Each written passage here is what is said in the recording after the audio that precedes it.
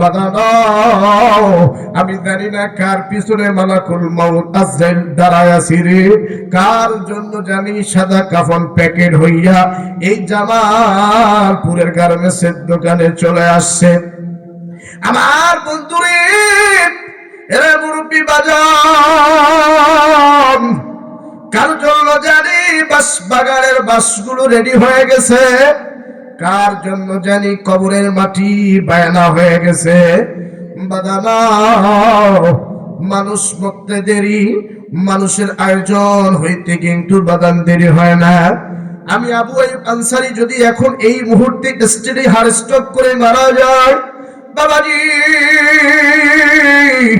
বাংলাদেশের যে কোনো প্রান্তে থাকি না কেন, আগামীকাল সকাল 10টা-11টার মধ্যে আমার জানাজা সম্পূর্ণ হয়ে যাবে। বাদান রে, আমি মরে যাওয়ার পর আমাকে দুনিয়ায় কেউ একটা দিন 24 ঘন্টা রাখবে না, আদরের বিবিও আমাকে মহব্বত করবে না। আমার বন্ধুরি, আপনি যখন মারা যাবেন, আপনার আদরের বিবি বিছানা থেকে লাফ দিয়ে উঠিয়া অন্য একটা রুমে, অন্য একটা ঘরে প্রবেশ করে, নাকের মধ্যে আস্তে করে রুমালটা দিয়ে নাকটা চিপে ধরবে, আর সন্তানদেরকে লক্ষ্য করে ডাক দিয়ে কবি, আমার বেটারা, তোমার বাবাকে বেশিক্ষণ ঘরের মধ্যে রাখা যাবে না, তোমার আব্বুকে যদি বেশিক্ষণ ঘরের মধ্যে রাখো লাশ পচে গন্ধ আসবে, নাক দিয়ে ময়লা বের হবে, পশ্চাদেশ দিয়ে ময়লা বের হবে, তাড়াতাড়ি মুলবিরে খবর দে, তোমার আব্বাকে তাড়াতাড়ি কবরে রাখার ব্যবস্থা করো। বাদান রে, আমি আপনি মরে গেলি, এই বিবি ও আমাদের পাশে ঘুমাবে না, আমি আপনি মারা গেলি, বাদান রে আদরের সন্তানগুলিও আমাদের পাশে থাকবে না, আমাদের একাই কবরে যাওয়া লাগবে, আমাদের একাই ওই কবর নামক ঘরে একা থাকতে হবে।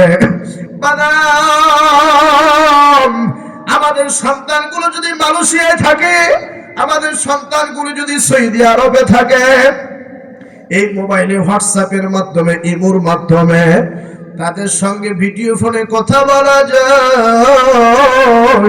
কিন্তু বাদান, কবর এমন একটা দেশ, কবর এমন একটা দেশ যে কবরে যদি একবার কেউ প্রবেশ করে, বাদানো কিয়ামত পর্যন্ত ওই কবরের কোন নিউজ, কোন আপডেট, কোন ইনফরমেশন পাওয়া যায় না। কথা বলেন বাদান, ঠিক কিনা?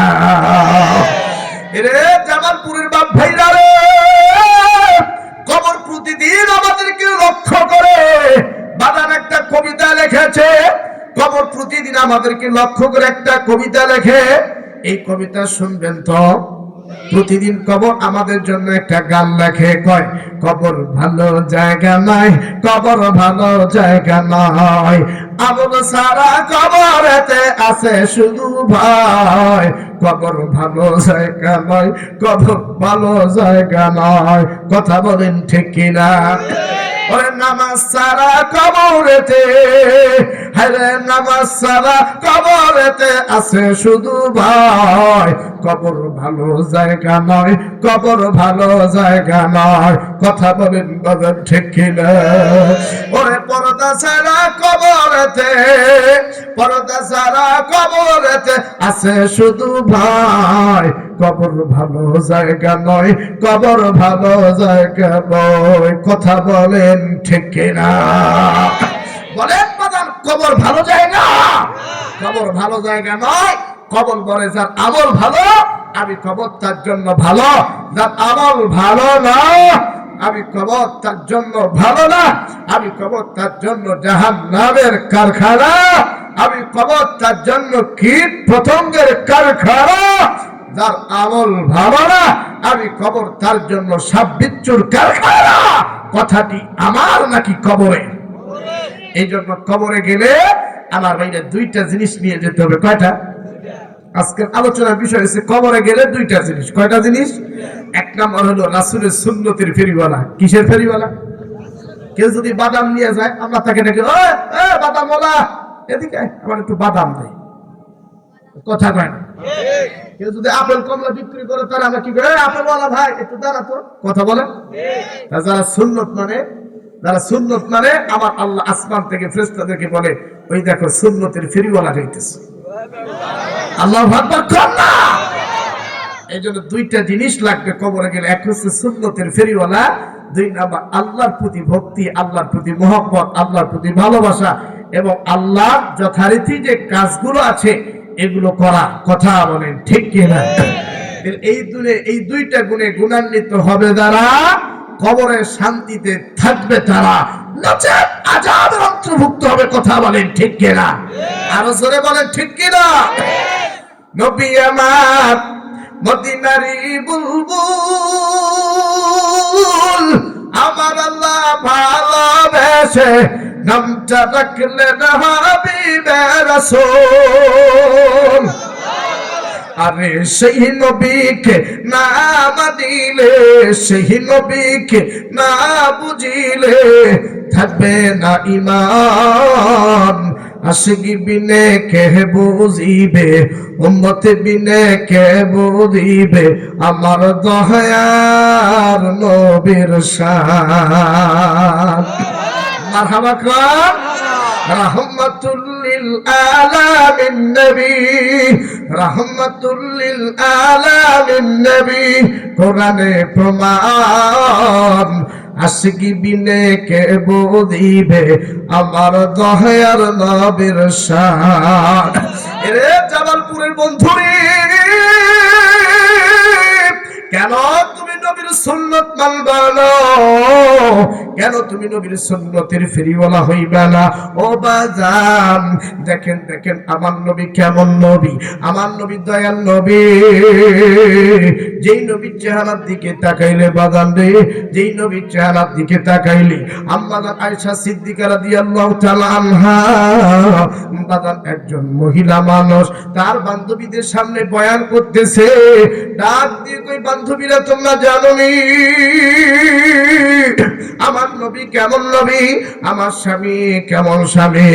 আমার স্বামী যখন আমার ঘরে ঢুকে, আমার ঘরে আলো নাই, আমার ঘরটি অন্ধকার। নবীর রহমতি বরকতি পাটা যখন আমার ঘরে ঢুকায়া যায়, নবীর নুরানি চেহারা, নবীর চাঁদমাকা চেহারা আমার ঘরে ঢুকার সঙ্গে সঙ্গে আমার ছোট্ট কুড়ের ঘরটি, অন্ধকার ঘরটি আলোয় আলোকিত হয়ে যায়। জোরে জোরে কন্যা সুবহানাল্লাহ। আসেন বারান্দি,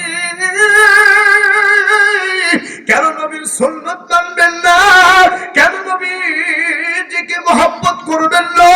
বাদান নবীর মহব্বতের দ্বারা আল্লাহর নৈকট্য অর্জন হয়, আল্লাহর ভালোবাসা অন্তরে আমার বন্ধুগণ বীজ বপন হয়ে যায়। কেউ যদি নবীর ভক্ত হয়ে যায়, কেউ যদি মদিনাওয়ালার পাগল হয়ে যায়, আমার আল্লাহ বলে, নবীজি কেউ যদি তোমাকে মহব্বত করে ভালোবাসে, আমি আল্লাহ ওই বান্দাবান্দিকে ভালোবাসি। জোরে জোরে কন্যা সুবহানাল্লাহ। বাদান রে, আমার নবী কেমন নবী? আমার নবীকে ভালোবাসতেন একজন সাহাবী, যার নাম হযরতে জাবের। হযরতে জাবের রাদিয়াল্লাহু তাআলা লক্ষ্য করে দেখে, বাজান রে, আমার নবী সেন্সলেস হইয়া যুদ্ধের ময়দানে আর যুদ্ধের কোন কার্যক্রম চালাইতে পারতেছেন না, পাহাড়ে উঠতেছেন আবার পড়ে যাচ্ছেন। এই দৃশ্য দেখার পর হযরতে জাবের রাদিয়াল্লাহু তাআলা আমার নবীকে ডাক দিয়ে কই, নবী গো, আপনি কেন এইভাবে, আপনি কেন বারবার দুর্বল হয়ে পড়ে যাচ্ছেন? নবীজি, আপনার দুর্বলতার কারণ কি? আমার নবী ডাক দিয়ে কই, জাবের রে,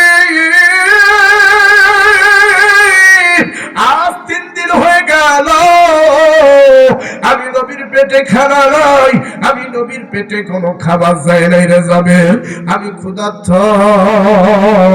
আমি অনাহারি, ও যাবে আমি নবী খানা পাইলে খাই, আমি নবী খানা না পাইলে খাই না। এই কথা শোনার পর দেখো বাদাম নবীর প্রেমিক কেমন। হযরতে জাবেরের কলিজাটা আমার বন্ধুগণ মুসদ দিয়ে উঠলো, হযরতে জাবেরের কলিজাটা মুসদ দিয়ে উঠলো, ডাক দিয়ে বললেন নবীজি এ কেমন কথা বললেন, এ কেমন শব্দ জবান দিয়ে প্রয়োগ করলেন, ক্ষুধার্ত অবস্থায় আপনি যুদ্ধের ময়দানে এসেছেন। নবীজি আপনি যদি এই অবস্থায় অজ্ঞান সেন্সলেস হয়ে পড়ে যান, ও নবীজি আপনার পাশে কে থাকবে? আমার বন্ধুগণ হযরতে জাবের রাদিয়াল্লাহু তাআলা আনহু বললেন নবীজি আমাকে একটু সময় দেন, আমাকে একটু সুযোগ দেন, আমি একটু বাড়িতে যাব আর বাড়ি থেকে আবার চলে আসব। আল্লাহর নবীজি ডাক দিয়ে বলে জাবের যাও যাও, আমি নবী তোমাকে সময় সুযোগ দিয়ে দিলাম। ও বাদাম এবার হযরতে জাবের রাদিয়াল্লাহু তাআলা আনহু বাড়িতে চলে আসলেন। আসার পর বিবি দরজার মধ্যে যখন নক করলেন না বাবা, বিবি আস্তে করে বাড়ির দরজাটা যখন খুলে দিলেন, হযরতে জাবের রাদিয়াল্লাহু তাআলা আনহু বাড়িতে ঢুকে পড়লেন। ডাক দিয়ে বলেন বিবি রে, ওরে বিবি তুমি কি জানো আমার নবী 3 দিন থেকে ক্ষুধার্ত। বিবি রে নবীর দৃশ্য দেখে আমি আর নিজে সহ্য করতে পারি না, আমার কলিজাটা মুসদ দিয়ে উঠেছি। বিবি কই কই তুমি কই গেলে রে বিবি, তাড়াতাড়ি রুটি বানা, আর বাড়ির বকরিটা কই, বকরিটা নিয়ে আসো, আমি নিজের হাতে বকরিটা জবাই করব, এই বকরির গোশত দিয়া আমার নবীকে রুটি বানাই দিবা। আমি তোমাকে এই কথা দিয়ে যাচ্ছি রে বিবি। আমার বন্ধু রে, বিবি ডাক দিয়ে বলেন স্বামী গো, ও স্বামী আপনি কি জানেন না আপনার 2টা সন্তান, আপনার এই 2টা সন্তানের সব থেকে প্রিয় জিনিস হচ্ছে এই বকরি। ও স্বামী আপনি যদি এই বকরি খানা জবাই করেন, আপনার 2টা ছেলে তো পাগল পড়া হয়ে যাবে, আপনার 2টা ছেলে সারাদিন বকরি নিয়ে খেলা করে, আপনার বড় ছেলে পাহাড়ের চূড়ায় লতা পাতা তুলতে গেছে, লতা পাতা আনতে গেছে, এই বকরিকে নাকি তিনি খাওয়াবে, এই সন্তান তো বকরির জন্য ঘাস পাতা লতা পাতা আনতে গেছে, আর ছোট ছেলে ঘরের মধ্যে আছে। এবার ডাক দিয়ে কই বিবি রে, নবীকে দাওয়াত করেছি, এত কিছু শোনার এত কিছু জানার আমার টাইম নাই। এরে বিবি তরকারিটা আমাকে দে, আমি নিজের হাতে আমি বকরি জবাই করব। বাজার যখন বকরিটা জমিনে শোয়াইলেন, বাবা এই তরবারি দিয়া ছোট্ট ছেলেকে বললেন বাবা বকরিটা ধরো। বাজান বকরিটা যখন ধরে নিলেন, হযরতে জাবের রাদিয়াল্লাহু তাআলা আনহু বাজান রে নিজের হাতে বাজান বকরি খানা জবাই করলেন না বাবা। বকরি যখন জবাই হয়ে গেল, ডাক দিয়ে বলেন বিবি রে এই বকরি গোশত তুমি ভুনা করবা। আমার নবীজি বকরি গোশত ভুনা পছন্দ করে। রে বিবি তুমি বকরি গোশত ভুনা করবা, আমার নবীজি রুটি দিয়া খাবে, আমার নবী 3 দিনের অনাহারে ক্ষুধার্ত। ও বাজান দেখেন দেখেন নবীর প্রতি কি মহব্বত। আজকে আমি আপনি নবীকে ভালোবাসি না রে, আজকে আমরা বিবিকে মহব্বত করি, আজকে আমরা সন্তানকে মহব্বত করি, আজকে আমরা নিজের ব্যবসা বাণিজ্যকে মহব্বত করি, কিন্তু বাজান রে নবীর মহব্বত নাই। এই নবীর মহব্বত নিয়ে যদি কবরে যাইতে পারি, বিশ্বাস করেন বাজানো এই মহব্বত থাকার কারণে আমার আপনার কলিজার টুকরা নবী আমাদের জিম্মাদার হয়ে যাবে।